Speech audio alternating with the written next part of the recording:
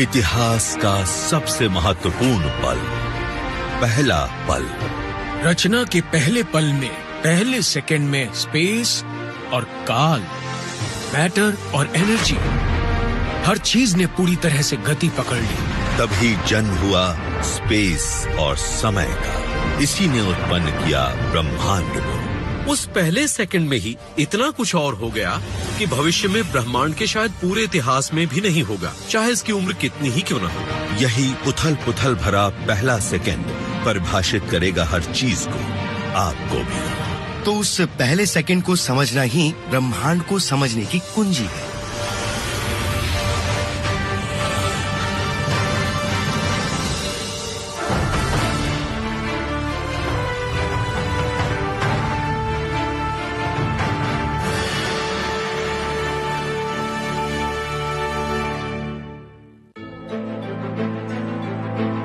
जरा रात में आसमान पर हमारे ब्रह्मांड पर नजर डालकर देखिए।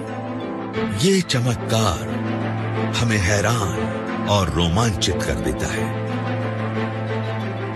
और जरा अपने आसपास की दुनिया पर भी नजर डालिए, जहां जीवन पनप रहा है, जिसमें प्राकृतिक चमत्कार है और हैं वो लोग जिन्हें हम प्यार करते हैं। ये सब हम जो कुछ भी देखते हैं, वो सभी एक चमत्कारी पल से मिला है, बिग बैंग।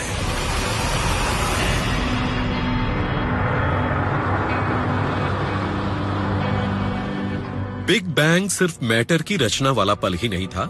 इस पल रचना हुई ब्रह्मांड की, जिसका अर्थ है स्पेस और काल की रचना। समय, स्पेस और बाकी तमाम चीजों की रचना करना खासी जबरदस्त तरकीब है। जाहिर है कि ऐसा हुआ है, लेकिन अभी तक भौतिकी ये पता नहीं लगा पाई कि आखिर ऐसा हुआ कैसे। हमें नहीं पता ये धमाका क्यों हुआ, हमें नहीं पता क्या टकराया था, हमें नहीं पता ये कैसे टकरा रहा है। बस हम इतना जानते हैं कि तमाम चीजें अचानक ही वजूद में आ गई। ये शुरुआत है पहले सेकंड की, जब समय खुद ही 0 पर सेट था। ये वो पल है जब हमें दिखाई देने वाली हर चीज, 100 अरब गैलेक्सी, जिनमें से हर एक में 100 अरब तारे हैं, ये सारा मैटर एक ऐसे क्षेत्र में दबकर समाया हुआ था जो बहुत ही छोटा था। अपने इस पहले सेकंड में ही ब्रह्मांड इतना ज्यादा विकसित हो गया कि उसके बाद के 13 अरब 80 करोड़ साल में भी नहीं हो पाया। ब्रह्मांड का पहला सेकंड इसका अब तक का सबसे महत्वपूर्ण सेकंड था, और ये उस पहले सेकंड में ही इतने ज्यादा चरणों से गुजर गया है जितना ये आज तक नहीं गुजर पाया है। इतना कुछ इतनी जल्दी हो गया कि इसे समझने के लिए वैज्ञानिकों को समय का एकदम नया सिद्धांत चाहिए। इंसानों के लिए 1 सेकंड बहुत ही छोटा समय है, पर जहां तक कि ब्रह्मांड का सवाल है, वहां इतने समय में बहुत कुछ हो सकता है।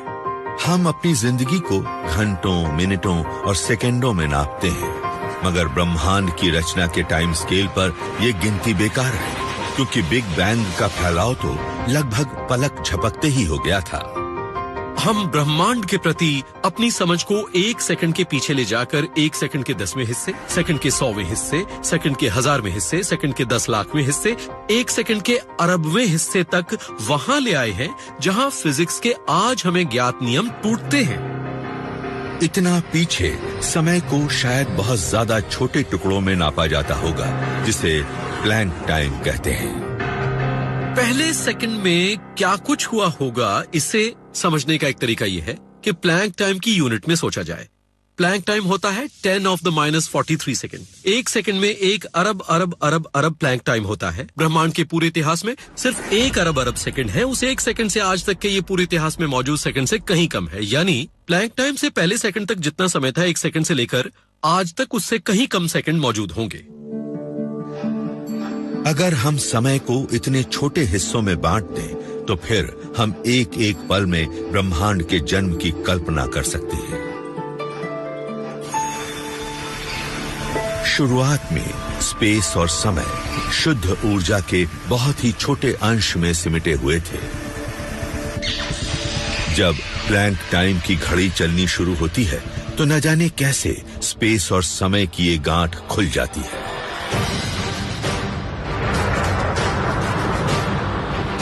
बिग बैंग स्पेस में हुआ एक धमाका नहीं था, दरअसल ये तो स्पेस का एक धमाका था। जब हमारी कॉस्मिक घड़ी की सुइयां पहले प्लैंक टाइम तक पहुंची तो पूरा स्पेस फैल गया। ब्रह्मांड हर कहीं एक साथ उत्पन्न हो गया।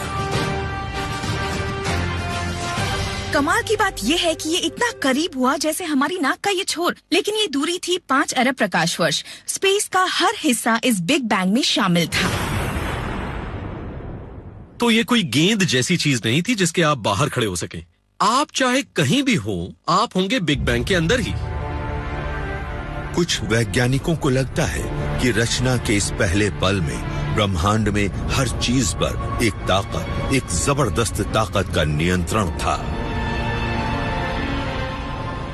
हम सोचते हैं कि मूल ब्रह्मांड एकदम परफेक्ट अवस्था में था, एक ऐसी एकजुट ताकत जो बिग बैंग की शुरुआत के समय मौजूद थी।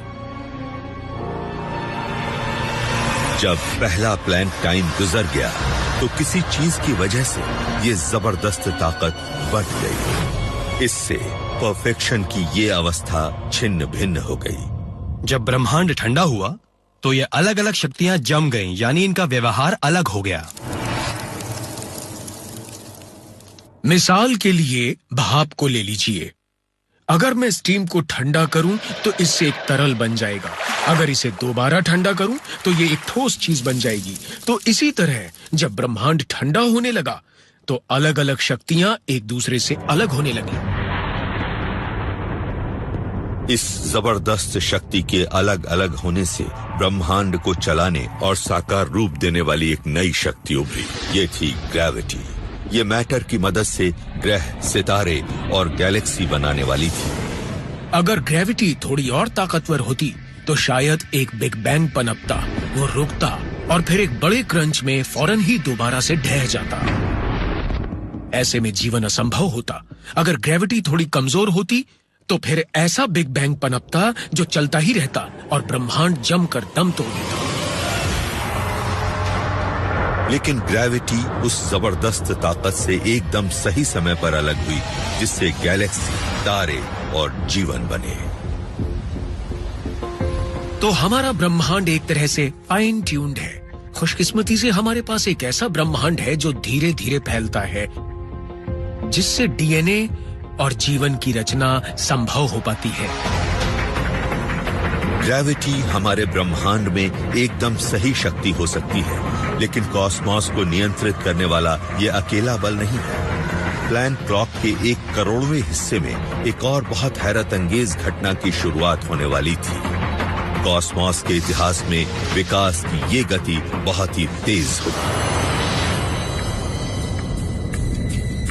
ग्रेविटी ने कॉस्मॉस के भविष्य को आकार देना शुरू कर दिया है, लेकिन जब ब्रह्मांड फैलता है और तापमान गिरता है तो एक और बल का जन्म होता है। ये है स्ट्रॉन्ग फोर्स।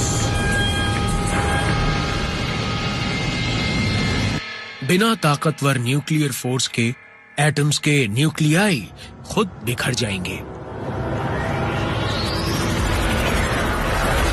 3 शक्तियां, ग्रेविटी, स्ट्रॉन्ग फोर्स और फ्रैक्चर्ड सुपर फोर्स ब्रह्मांड पर शासन करती है और ये अपनी अगली मंजिल की ओर बढ़ा जा रहा है।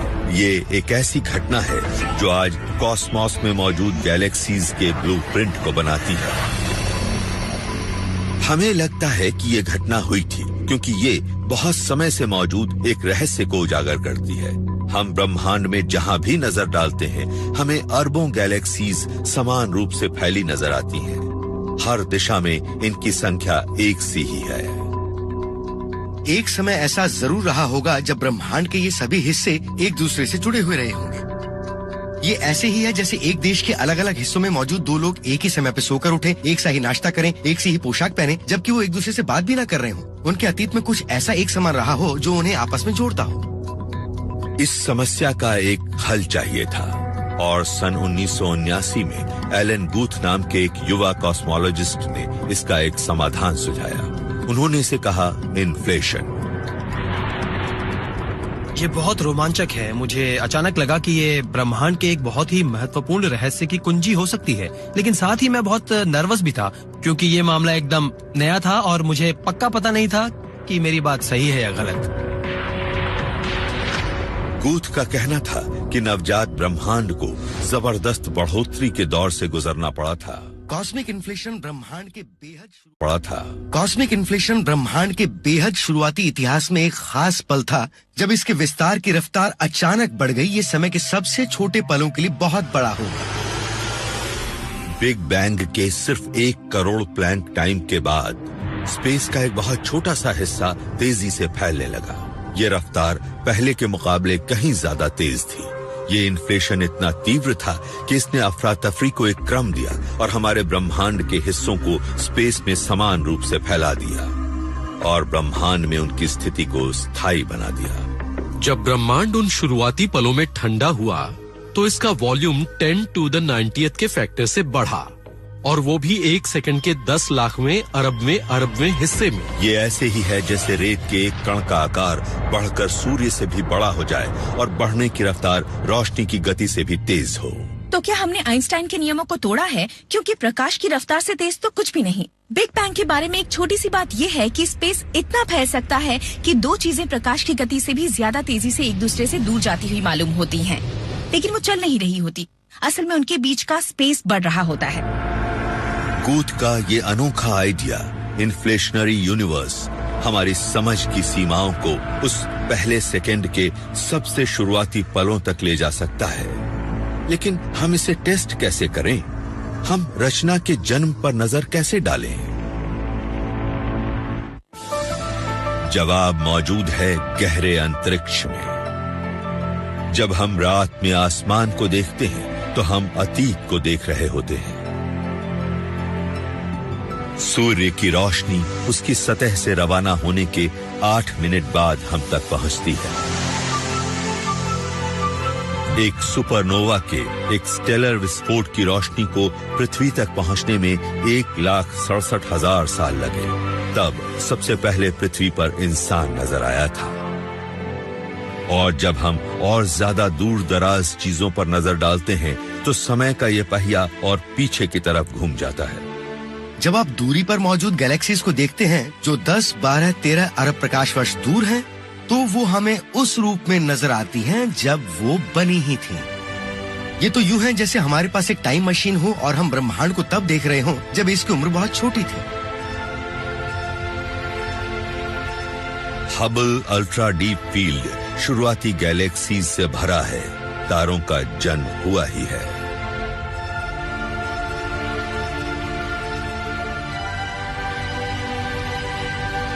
लेकिन हबल टेलीस्कोप बस इतनी ही दूर तक देख सकता है। हम भला और कितना पीछे तक जा सकते हैं? क्या ब्रह्मांड के जन्म के और नजदीक?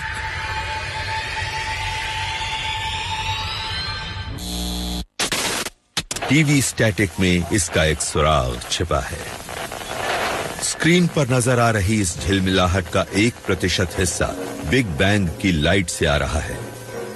सन 1964 में एस्ट्रोनॉमर्स ऑर्नो पेंजियस और रॉबर्ट विल्सन अंतरिक्ष से आने वाले रेडियो सिग्नलों को सुन रहे थे, लेकिन हर दिशा में उन्हें पृष्ठभूमि में एक हमिंग सुनाई दे रही थी। इन दोनों को लगा कि रिसीवर पर से कबूतरों की बीटें हटा देने से ये हमिंग बंद हो जाएगी, लेकिन ऐसा हुआ नहीं। इसके बजाय ये हमिंग और ज्यादा बढ़ गई और कहा यह जाता है कि जब इन दोनों ने प्रिस्टन में एक भाषण दिया तो एक फिजिसिस्ट ने अपना हाथ उठाकर कहा, या तो आप कबूतरों की बीट के प्रभावों को सुन रहे हैं या ब्रह्मांड की रचना की आवाज। दरअसल पेंजियस और विल्सन का सामना हुआ था बिग बैंग से पैदा आग के एक विशाल गोले की बाद की चमक से। ब्रह्मांड फैलने के दौरान ठंडा हुआ कुछ 1 लाख साल बाद, जब चारों तरफ प्रोटॉन और इलेक्ट्रॉन ही मौजूद थे। लेकिन कुछ समय बाद ब्रह्मांड इतना ठंडा हो गया कि पूरे ब्रह्मांड में जब एक इलेक्ट्रॉन और प्रोटॉन अचानक एक साथ आए तो ब्रह्मांड पारदर्शी बन गया। किसी ऐसे विशाल कोहरे के बारे में सोचिए जो अचानक हट जाता है। कोहरा छटने से पहले आपको अपने सामने कुछ 1 मीटर तक ही नजर आता है, लेकिन अचानक फिर सब कुछ साफ हो जाता है। बिग बैंग के 3,80,000 साल के बाद ऐसा ही हुआ था। उस पल के बाद, बिग बैंग के 3,80,000 साल के बाद, ये प्रकाश बिना रुके अंतरिक्ष में सफर करता रहा है। वैज्ञानिक इसे कॉस्मिक माइक्रोवेव बैकग्राउंड कहते हैं। अगर आप अब तक की सबसे बड़ी कुछ प्रमुख वैज्ञानिक खोजों को लिखना शुरू करें, तो उनमें से एक होगी डीएनए की खोज। इसके अलावा एक और खोज हो सकती है कॉस्मिक माइक्रोवेव बैकग्राउंड का पता चलना। ये खोज वाकई इतनी ज्यादा बड़ी थी। कॉस्मिक माइक्रोवेव बैकग्राउंड की वजह से बिग बैंग के बाद सबसे पहले 3,80,000 साल पहले ब्रह्मांड रोशन हुआ था, लेकिन इस पर उससे काफी पहले के दौर की निशानियां नजर आती हैं, जब इन्फ्लेशन कॉस्मॉस का रूप बदल रहा था। अगर इन्फ्लेशन के राज कहीं मौजूद हैं, तो वो यहीं छिपे हैं। वैज्ञानिकों को इस सिलसिले में करीब से नजर डालनी होगी।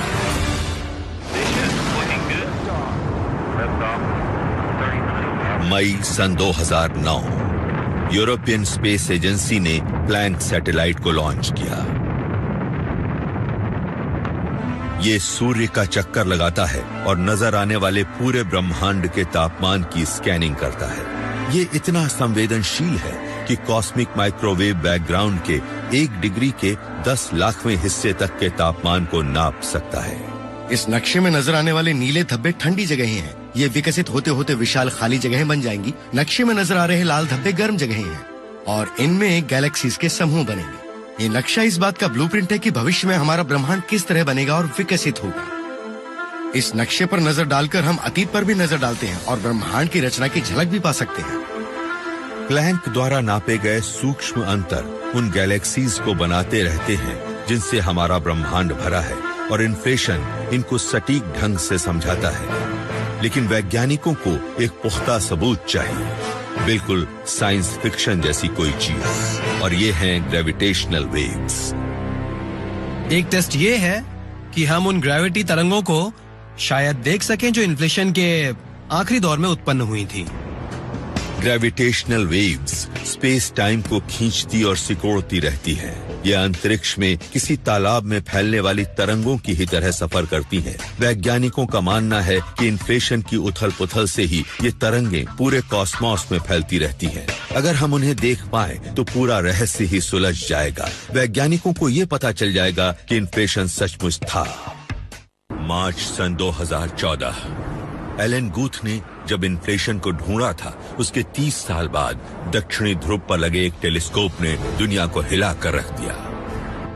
आज वैज्ञानिकों ने ये घोषणा की है कि हमारे ब्रह्मांड के सबसे शुरुआती पलों में बिग बैंग के बाद जो कुछ हो रहा था, उसे उन्होंने खोज लिया है।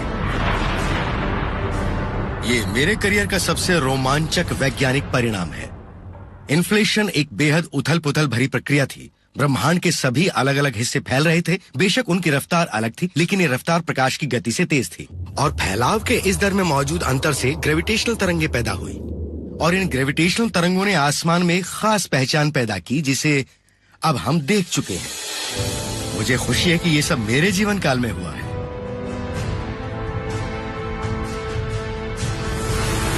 इन्फ्लेशन के लिए ये आंकड़े एकदम सही है। हमें ये पता चल रहा है कि इन्फ्लेशन के सबसे सरल मॉडल भी हमारे अवलोकनों से बेहद खूबसूरत ढंग से मेल खा रहे हैं, और ये मेरे ख्याल से इस बात के ठोस सबूत मुहैया कराती है कि इन्फ्लेशन वाकई हुआ था। इन्फ्लेशन बताता है कि गैलेक्सीज क्यों इतने समान रूप से पूरे कॉस्मॉस में फैली हुई है। 1 सेकेंड के सबसे छोटे हिस्से में ये स्पेस के एक छोटे और समान अंश को नजर आने वाले पूरे ब्रह्मांड में परिवर्तित कर देता है।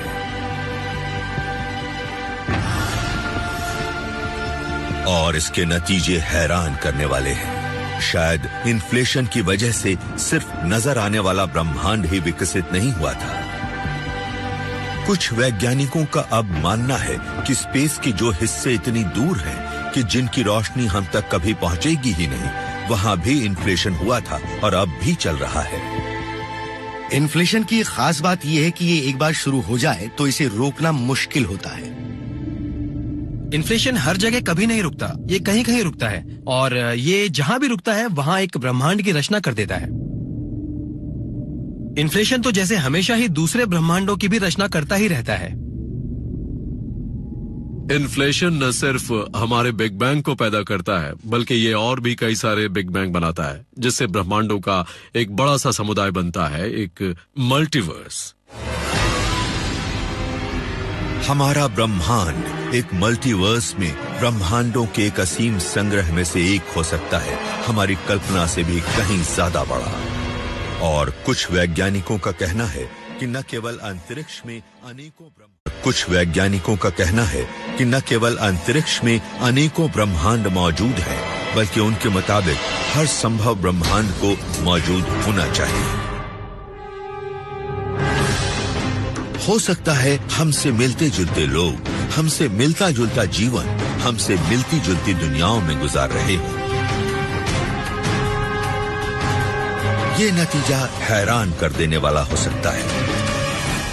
अब जबकि हमारे पास इन्फ्लेशन से जुड़ा इतना दमदार सबूत है, तो वक्त है कि हम मल्टीवर्स जैसे आइडिया को गंभीरता से लें। ये ब्रह्मांड एक सेकंड के एक खरबवें हिस्से जितना पुराना है। इसका तापमान है 1000 खरब डिग्री। ये नवजात ब्रह्मांड प्रकाश की गति से भी कहीं तेजी से इन्फ्लेट करता है। ये ऊर्जा की विशाल मात्रा स्पेस में झोंक देता है, लेकिन कॉस्मोस का आकार अब भी एक बेसबॉल के बराबर ही है। इन्फ्लेशन के मुताबिक बहुत थोड़े वक्त के लिए खाली स्पेस ऊर्जा से भर जाता है और पता चलता है कि ब्रह्मांड स्पेस में ऊर्जा को झोंकता जाता है ताकि हम जो कुछ देखते हैं वो बन सके। तो कुछ नहीं से बहुत कुछ बन जाता है और इस दौरान फिजिक्स के नियम भी नहीं टूटते। ये तो लगभग एक जादू है, लेकिन अहमियत इसी की है, लगभग। फिजिक्स के नियम इसकी इजाजत देते हैं। इन्फ्लेशन के खत्म होने पर अब तक की सबसे जबरदस्त चमक कॉस्मोस को रेडिएशन से भर देती है। ब्रह्मांड अपने पहले सेकंड के दौरान बहुत ज्यादा गर्म और सघन था। आप उसे ऊर्जा का एक गोला कह सकते हैं। आप ऐसी जगह खड़े नहीं होना चाहेंगे, आप फौरन भाप बनकर उड़ जाएंगे। इस वक्त सब कुछ प्रकाश की गति से चल रहा होता है। रेडिएशन से भरा ये ब्रह्मांड हमारे आज के ब्रह्मांड जैसा नहीं था। इसमें काफी मटेरियल भरा हुआ था। क्योंकि ये इतना गर्म था, इसलिए एटम नहीं थे, मैटर नहीं था। ब्रह्मांड में तो बस रेडिएशन ही रेडिएशन भरा पड़ा था। ब्रह्मांड के शुरुआती दौर में विशुद्ध ऊर्जा का बोलबाला था, तो फिर ये मैटर वाले ब्रह्मांड के रूप में कैसे बदल गया? इस सवाल के जवाब के लिए हमें आइंस्टाइन और एक मशहूर इक्वेशन E = mc² की ओर मुड़ना होगा। आइंस्टाइन से पहले लोग कहा करते थे मैटर मैटर है, एनर्जी एनर्जी है, और ये दोनों कभी नहीं मिल सकते। लेकिन इसी दौरान आइंस्टाइन ने कहा ऐसा नहीं है, ये दोनों चीजें एक ही है। आइंस्टाइन समझ गए थे कि मैटर सिर्फ कॉन्सेंट्रेटेड ऊर्जा है, और इस चीज ने ब्रह्मांड की हमारी समझ को बदल कर रख दिया, और इसी के कारण हम जबरदस्त तबाही कर पाए।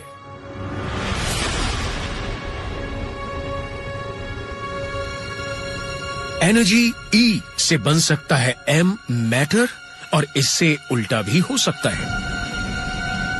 एक छोटा चम्मच मैटर भी सैकड़ों हाइड्रोजन बमों की ताकत पैदा करने के लिए काफी होगा।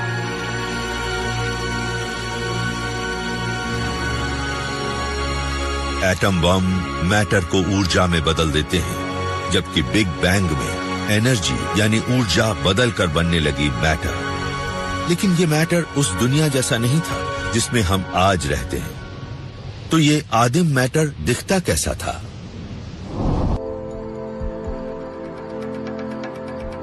ये लॉन्ग आइलैंड पर मौजूद ब्रुकहेवन नेशनल लेबोरेटरी है, और यही है रिलेटिविस्टिक हेवी आयन कोलाइडर या रिक। यहां ये लोग उस मैटर की रचना करते हैं जिसने बिग बैंग के 1 सेकंड के 10 लाखवें हिस्से के बाद शुरुआती ब्रह्मांड को भर दिया था। आप RHIS को एक टाइम मशीन कह सकते हैं। हम ऐसे हालात पैदा कर रहे हैं जो शुरुआती ब्रह्मांड में मौजूद थे, बिग बैंग के 1 माइक्रोसेकंड के बाद। रिक करीब 4 किलोमीटर लंबी गोल सुरंग में 1 सेकंड में 78,000 बार लगभग प्रकाश की गति से गोल्ड न्यूक्लियाई को फायर करता है। इसके बाद ये एक विशाल स्टार डिटेक्टर में इनकी टक्कर कराता है। जरा आमने सामने से टकराती दो कारों के बारे में सोचिए और फिर जो मलबा उड़ता है उसका विश्लेषण करके सोचिए कि कारें कैसी दिखती होंगी। रिक में टीम यही कर रही है। ये लोग प्रोटॉन को आपस में टकराकर उसे बनाने वाले ब्लॉक ढूंढ रहे हैं।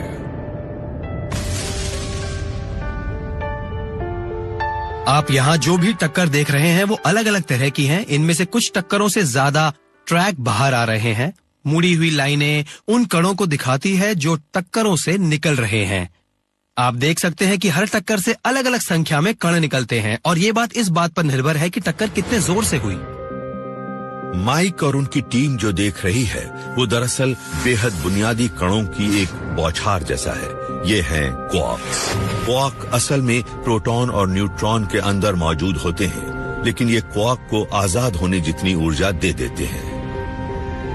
हम उम्मीद करते हैं कि प्रोटॉन और न्यूट्रॉन से आजाद होने के बाद ये क्वार्क एक दूसरे के साथ ज्यादा इंटरेक्ट नहीं करेंगे, सिर्फ हमारे डिटेक्टर में चले जाएंगे। लेकिन हमने एक ऐसा संपूर्ण तरल पाया जो पहले पृथ्वी पर ना कभी खोजा और ना नापा गया था। और एक खास बात यह है कि ये पानी से भी ज्यादा आसानी से बहता है और ये कमाल की बात थी। और रिक हमें दिखाता है कि बुनियादी कणों का यह परफेक्ट तरल बिग बैंग के बाद 1 सेकंड के 10 लाखवें हिस्से में उत्पन्न होता है, लेकिन ये ज्यादा समय तक चलता नहीं है।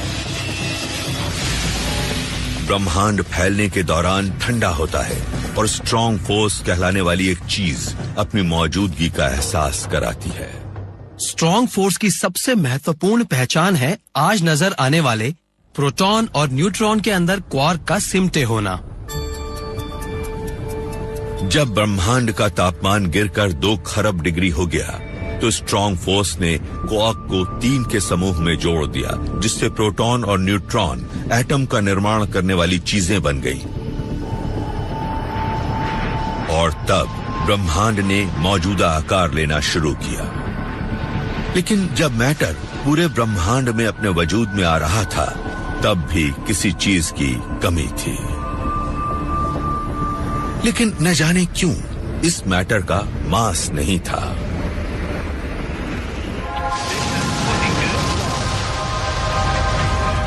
लेकिन आज के ब्रह्मांड में मौजूद मैटर का मास है। पृथ्वी पर हम इसे वजन के रूप में महसूस करते हैं।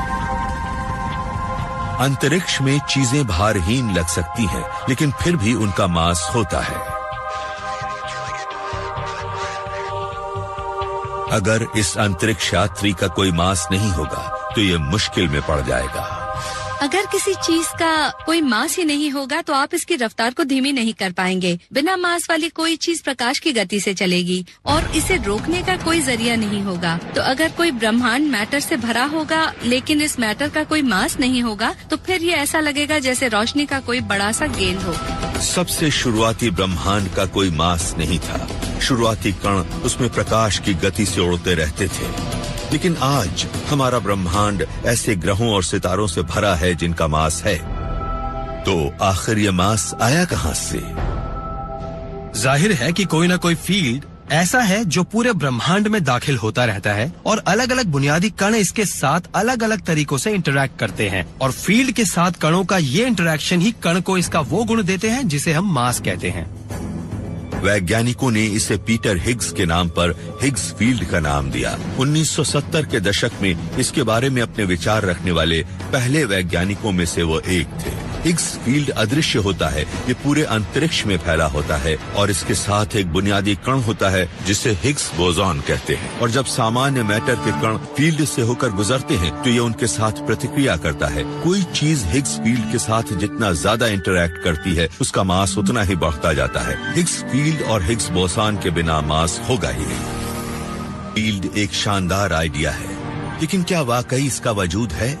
इसे एक ही जगह खोजा जा सकता है, आज तक बनी सबसे बड़ी और सबसे उन्नत मशीन में। ये है सर्न में मौजूद लार्ज हेड्रन कोलाइडर, जो इन कैंडेला को उम्मीद है कि वो हिग्स बोसॉन को टकराकर ये साबित कर देंगे कि हिग्स फील्ड वाकई मौजूद है। तो जब अगला दरवाजा खुले तो मैं चाहूंगा कि कैमरामैन समेत सभी लोग आगे बढ़ें। सब लोग मेरे साथ आ जाएं। आ जाइए। हम जमीन में 90 मीटर यानी करीब 300 फुट की गहराई पर हैं, यानी 25 मंजिल नीचे। सिर्फ केबलों के लेआउट को डिजाइन करने के लिए ही कई साल का समय लग गया। यहाँ इतनी लंबी तारें हैं कि मॉस्को तक पहुंच जाए। अब हम डिटेक्टर की तरफ जा रहे हैं।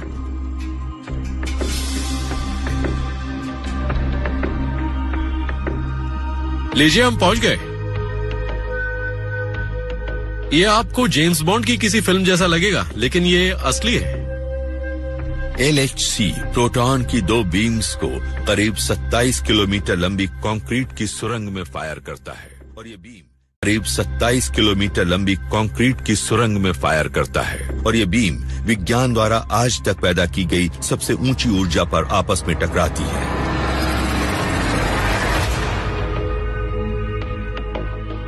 ये ऐसा ही है जैसे बुनने की सलाई को अटलांटिक के दोनों छोरों से शूट करें और वो एक दूसरे से ठीक बीच में टकराए। इस टक्कर से प्रोटॉन बिखर कर नए कणों को जन्म देते हैं, और शायद इन्हीं में हिग्स बोसॉन भी शामिल हो, जो कि 3800 वैज्ञानिकों की एक टीम ने हिग्स के पीछे मिलने वाले संभावित कणों की खोज में 5 साल बिताए हैं। 14 मार्च सन 2013 को LHC ने अपना काम बखूबी किया।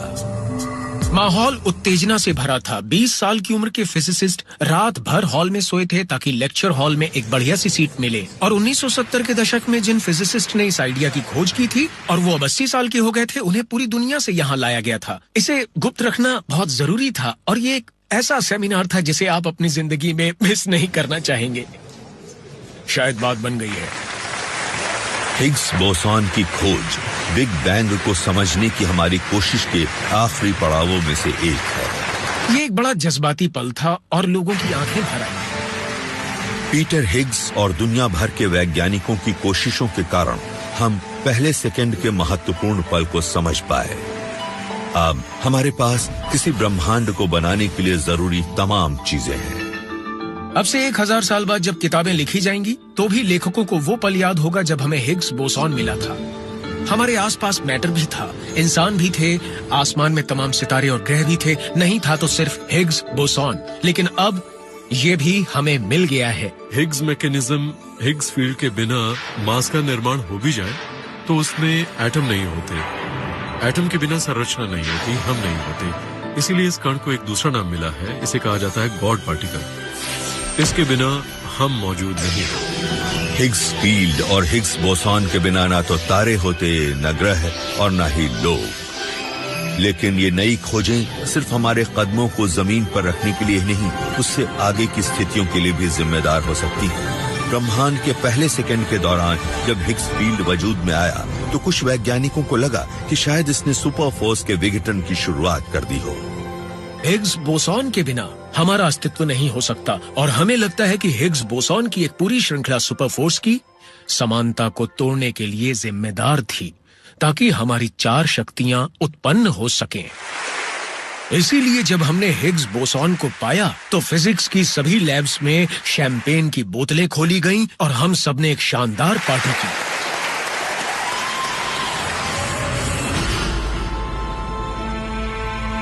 इसके बाद 2 अंतिम बल बंट गए। कमजोर न्यूक्लियर फोर्स के बिना सितारे चमकेंगे नहीं। इलेक्ट्रोमैग्नेटिक फोर्स वो ताकत है जो हमारे लगभग हर कामकाज को नियंत्रित करती है, यहाँ तक कि हमारे अपने शरीर की केमिस्ट्री को भी।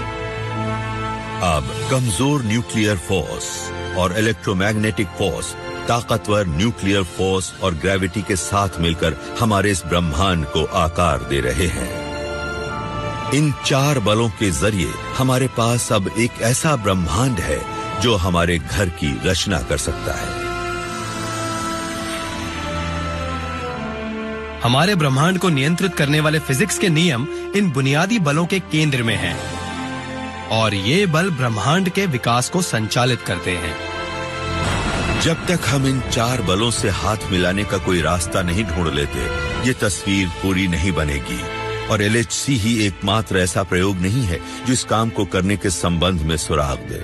साउथ पोल पर लगे बाइसेप 2 टेलीस्कोप को ऐसे तापमान मिले जो LHC से भी 1 करोड़ अरब गुना ज्यादा थे और हर चीज को आपस में एकजुट करने लायक गर्म थे। बाइसेप प्रयोग ने हमें इन्फ्लेशन के एनर्जी स्केल का एक माप दे दिया है, और ये एनर्जी स्केल वाकई बहुत ऊंचा है। ये इतना ऊंचा है कि हम ये सोचने लगते हैं कि इन्फ्लेशन प्रकृति के तमाम बलों को एकजुट कर देगा। ये एक ऐसा एनर्जी स्केल है जिसके बारे में हम ये सोचते हैं कि अगर फिजिक्स, ग्रेविटी, स्ट्रॉन्ग फोर्स और वीक फोर्स के बुनियादी बल एक साथ जुड़ जाएं, तो एक बड़ा बल बन जाए। आज फिजिक्स के लिए नया सुनहरा दौर है। LHC में हिग्स की खोज और बाइसेप 2 में ग्रेविटेशनल वेव को ढूंढे जाने से वैज्ञानिकों को बुनियादी बलों को एकजुट करने और कॉस्मोलॉजी को गहराई से समझने में मदद मिल सकती है। सब कुछ इसी थ्योरी पर निर्भर है। इन ग्रेविटी तरंगों का पता लग जाने से इन्फ्लेशनरी थ्योरी के इतने अच्छे ढंग से काम करने से मुझे ये उम्मीद बन रही है कि एक ऐसी बुनियादी थ्योरी को ढूंढना मुमकिन हो सकता है जो प्रकृति के तमाम बलों को एकजुट कर दे, जो ये बताए कि बिग बैंग के शुरुआती पलों में क्या कुछ हुआ होगा, और वो भी हमारे अपने जीवन का। हम अब ब्रह्मांड के पहले सेकंड के अंत के करीब पहुंच रहे हैं। कॉस्मोस इस वक्त रेडिएशन और मैटर की धूम है और यहाँ प्रकृति के 4 बुनियादी बलों का जन्म हो चुका है। लेकिन इससे पहले कि पहले सितारे को चमकने का मौका मिलता, एक रहस्यमय मैटर से इसके वजूद के लिए खतरा पैदा हो गया। ब्रह्मांड के इतिहास का पहला सेकंड, सबसे महत्वपूर्ण सेकंड लगभग खत्म हो चुका है। अब ब्रह्मांड का विस्तार 20 प्रकाश वर्ष जितना है और ये प्रकाश और मैटर की एक बड़ी सी गर्म गेंद है। लेकिन कॉस्मोस को हिला कर रख देने वाला एक महायुद्ध शुरू हो चुका है। एटम का निर्माण करने वाले बुनियादी कण पूरे शुरुआती ब्रह्मांड को भर चुके हैं, लेकिन इन्हें एक युद्ध का सामना करना होगा। इस युद्ध का परिणाम ही हमारे भविष्य को तय करेगा। कारण ये कि मैटर का एक अनर्थकारी जुड़वा भी होता है, ये है एंटी मैटर, और ये दोनों एक दूसरे के दुश्मन हैं। ये कई मायनों में एक दूसरे के विरोधी हैं, और इसका मतलब ये है कि अगर आप मैटर का एक ढेर लें और उतना ही एंटी मैटर लें और उन्हें आपस में टकरा दें, तो इनसे एनर्जी पैदा हो जाएगी। और आइंस्टाइन की इक्वेशन E=mc² के मुताबिक ये ऊर्जा काफी ज्यादा होगी। मैटर और एंटी मैटर एक साथ रह ही नहीं सकते। संपर्क होने पर ये एक दूसरे को खत्म कर देते हैं। ये कॉस्मिक हिंसा जारी रहती है, क्योंकि आज नजर आने वाले मैटर से अरबों गुना ज्यादा मैटर और एंटी मैटर आपस में टकराने पर खत्म होते रहते हैं। ब्रह्मांड का भविष्य अधर में लटका है। आप ये समझने की कोशिश कीजिए कि ब्रह्मांड को यहाँ होना ही नहीं चाहिए। यहाँ होना चाहिए था आधा मैटर और आधा एंटी मैटर, और तब हमारा खात्मा हो जाता। हमें समझ नहीं आता कि हम क्यों मौजूद हैं। इस महायुद्ध के अंत में मैटर की जीत हुई, लेकिन बहुत मामूली अंतर से। ऐसा क्यों हुआ? सवाल ये है कि आज हम ब्रह्मांड को जिस रूप में देखते हैं उसमें इतने सारे पार्टिकल और एंटी पार्टिकल क्यों हैं? हम आसमान में जो गैलेक्सी और तारे देखते हैं वो सब मैटर से बने हैं, एंटी मैटर से नहीं बने हैं। न जाने कैसे शुरू से ही मैटर और एंटी मैटर के बीच का संतुलन हल्का सा असंतुलित था। एनर्जी के जरिए बनने वाले मैटर और एंटी मैटर के हर एक अरब कणों में मैटर का एक अतिरिक्त कण होता है, और 1 अरब में केवल एक कण का ये छोटा सा असंतुलन उन सब गैलेक्सीज और सितारों के निर्माण के लिए काफी है जो आज हमें ब्रह्मांड में नजर आते हैं। लेकिन क्या हालात इससे अलग भी हो सकते थे? अगर एंटी मैटर इस युद्ध में जीत जाता तो क्या होता? अगर मैटर के बजाय एंटी मैटर जीत जाता तो भी शायद ब्रह्मांड ऐसा ही दिखता। तब हम शायद एंटी मैटर से बनते और तब हम उसे मैटर कहते।